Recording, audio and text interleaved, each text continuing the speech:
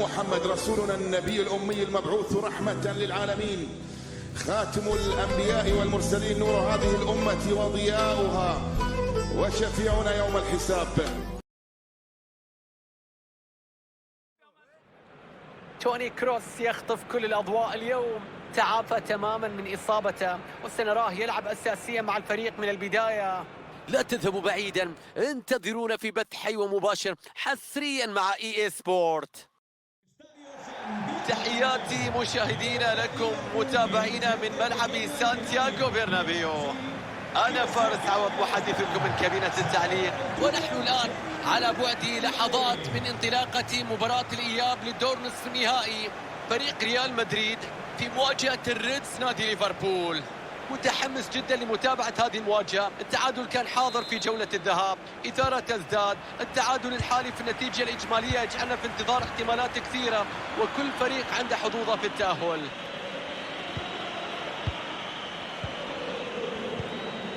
تياغو الكانتارا، تدخل وقطع للكرة في وقت حاسم.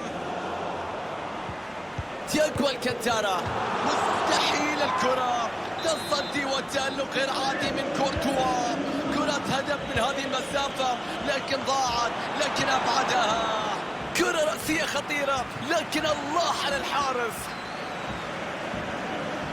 كروس يخطف كل الأضواء في مباراة اليوم. يعود اليوم للمشاركة بعد الإصابة الطفيفة اللي لحقها. تدخل غير سليم يستحق بطاقة في رأيي. صارم جدا هذا الحكم. اللقاء واضح ان الحكم ما عنده وقت، ما يتفاهم. كرت اصفر قد يحصل عليه اي لاعب في حالة اي تجاوز. ابعد الكرة من مناطق الخطر. تدخل رائع من فان دايك.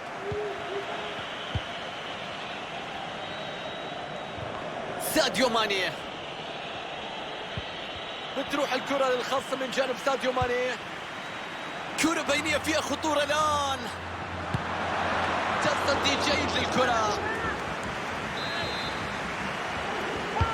ركنية إلى داخل المنطقة.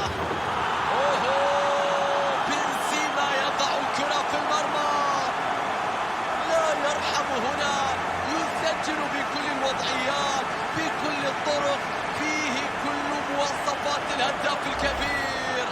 والآن مع إعادة الهدف، شوف الركنية الملعوبة إلى القائم بعيد وبشكل مثالي لعبها براسه في المرمى. حلوة الكرة.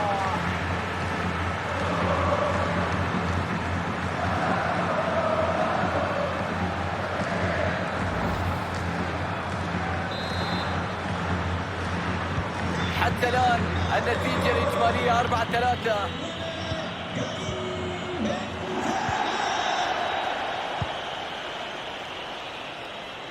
سهولة في نقل الكرة بين عناصر ليفربول. عرضية بيوقف ألابا.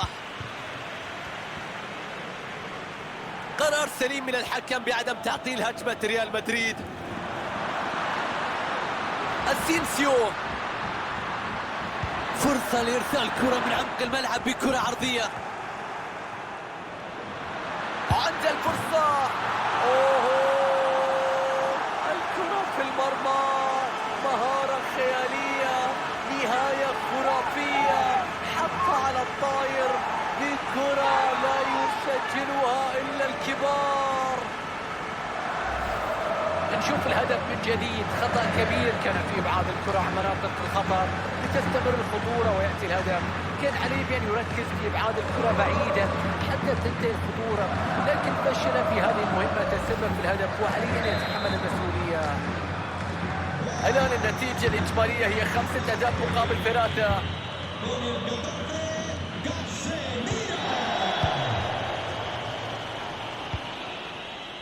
روبن نيفيز، ترينت ألكسندر أرنولد، ساديو ماني، تصل لروبرتسون. حارس المرمى يخرج ويلتقط الكرة.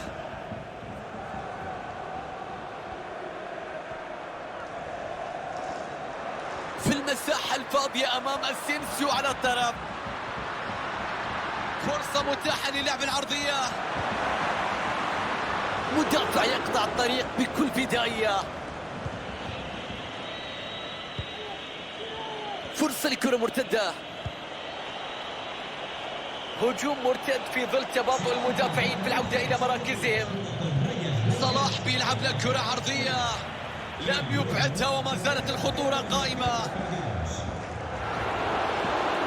بنزيما عند الفرصة لاستغلال الجناح الآن. كريم وفرصة هدف الآن. مستحيلة هذه. أليسون بيكر بسرعة بردة فعل خيالية ينجح في التصدي.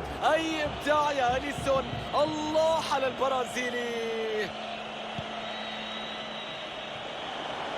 فرصة لإرسال كرة عرضية من مكان ممتاز. تمركز ساعد كثيرا في قطع الكرة. ممكن الفريق يستغل الوضعية ويبدأ هجمة مرتدة. الفرصة ما زالت في الهجمة المرتدة.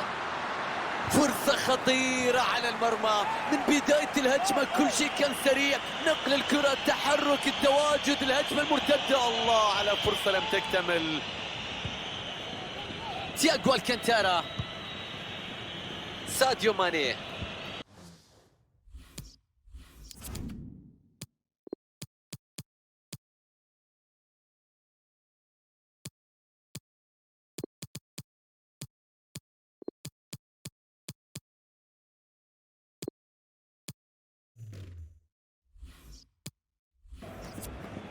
روبرتسون بتروح عند ساديو ماني. ساديو ماني وشكل خطورة بتقدمه. عرضية ولكن من نصيب الحارس.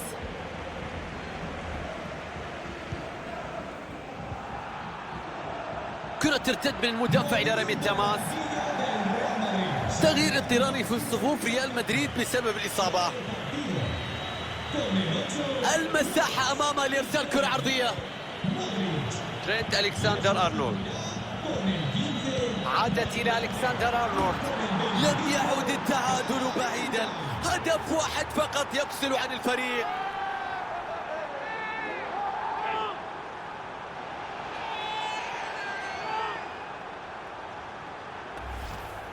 شوف اللقطة الماضية، انظروا إلى حارس المرمى كم كان قريبا من إخراج الكرة. هدف محبط بالنسبة للحارس بكل تأكيد.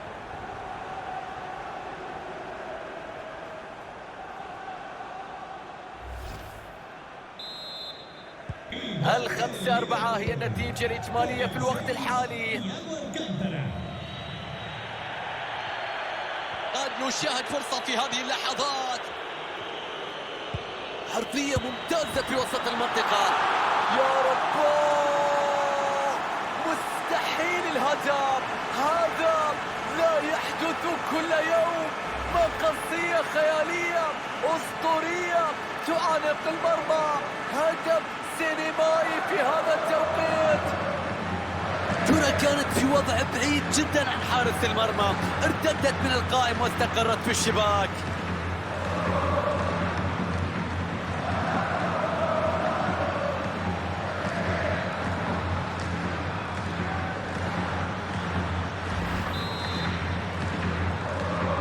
وصلنا إلى 6-4 كنتيجة إجمالية في هذا اللقاء.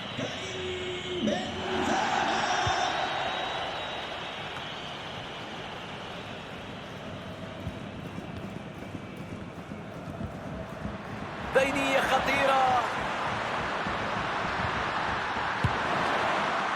مستحيل التصدي من أليسون.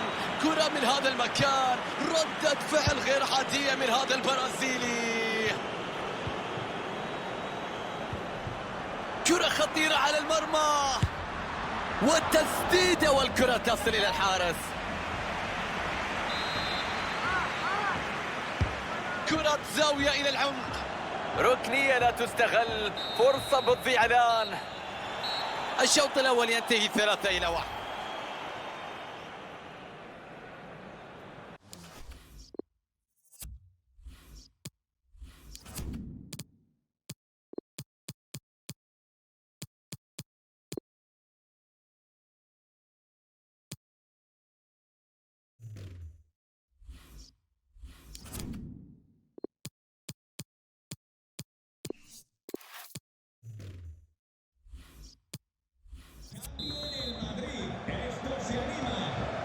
العودة إلى الشوط الثاني من إياب سيمي فاينل دوري أبطال أوروبا. الفاينل يطرق الأبواب.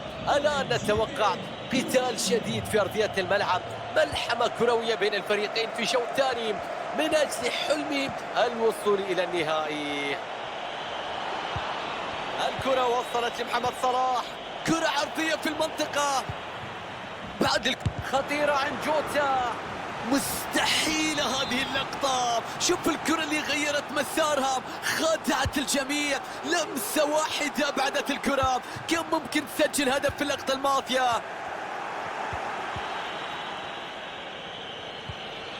محمد صلاح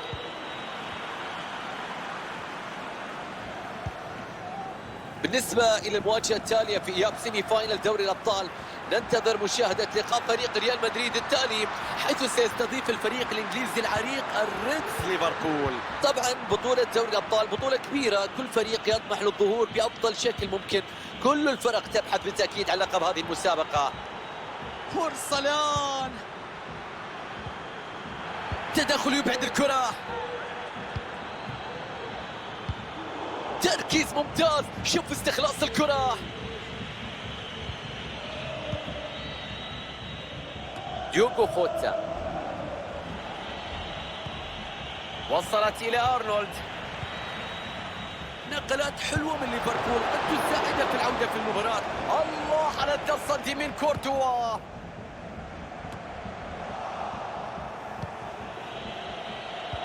هذه هي يا ماني، تصدي ولا أروع في هذه اللقطة، مجهود كبير في الارتباط.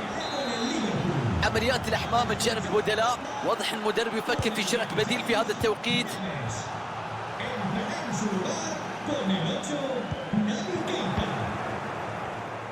قراها بشكل سليم، يقطع الكرة بدون مشاكل.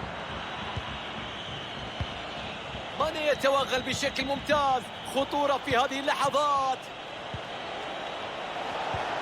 كانت محاولة جيدة لكن فقدوا الكرة، ضاعت الفرصة. بينية فيها خطورة، بينية تمر إلى رودريغو، تألق غير عادي من أليسون في التصدي لفرصة هدف محقق. تغيير في صفوف ليفربول،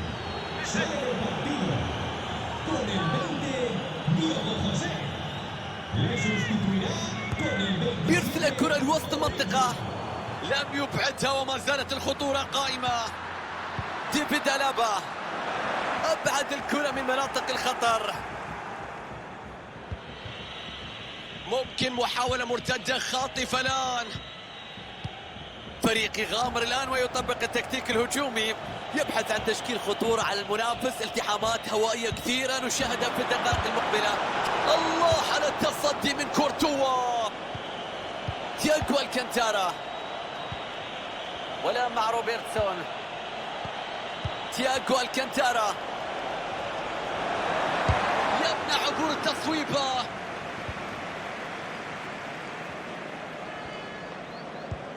كرة بينية فيها خطورة الآن، مرت خطيرة إلى رودريغو، ما زالت الكرة خطيرة. جورب، الكرة في المرمى، الكرة تحرك الشباك، تحرك المدرجات.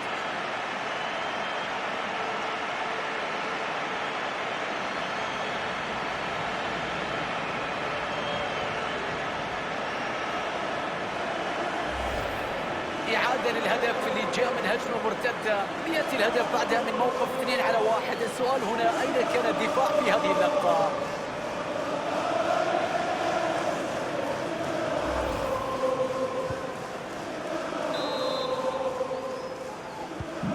بعد هذا الهدف النتيجة صارت 4-1.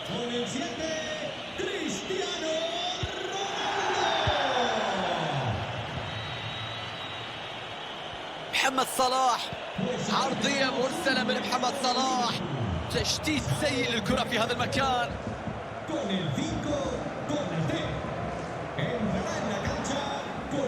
الكرة الآن مع الفريق الخصم، نظرة ممتازة للملعب، رأي وتسلل يحتسب الآن. مهم جدا توقيت الانطلاقة في مثل هذه الهجمات، لأنها هي من تحسم الأمور في النهاية. التحرك المبكر قتل الخطورة هنا.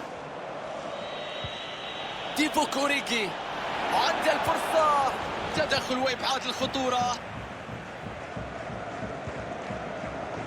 9 دقائق تفصل عن نهاية المباراة.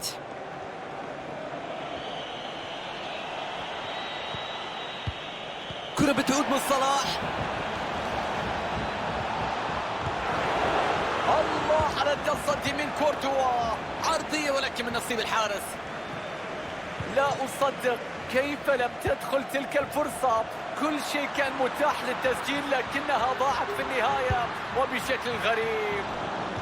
كرة إلى خارج المرمى، نهاية ما كانت مثالية لهذه الكرة. شوف التسديدة اللي كانت بعيدة، الوضعية أساسا ما كانت مثالية. هذه اللقطة راحت بعيد عن المرمى. ساديو ماني، ملعوبة إلى فان دايك. روبرتسون، أوريكي، كيف راح يتصرف فيها؟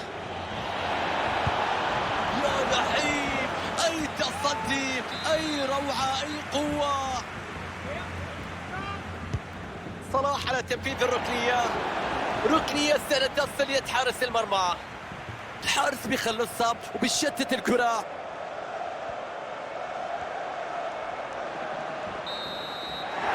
صارت نهاية المباراة، تعلن تأهل ريال مدريد إلى المباراة النهائية. لم أكن أتوقع كل هذه السيطرة للأمانة. أعتدت في مسيرتي كمعلق بأن تكون الأمور صعبة ويكون فيها تنافس وندية بين الفرق، خاصة عندما نصل لنصف النهائي. لكن في هذه المواجهة كانت الأمور مختلفة، وسيطر الفريق بالطول والعرض على مجريات الأمور وعرف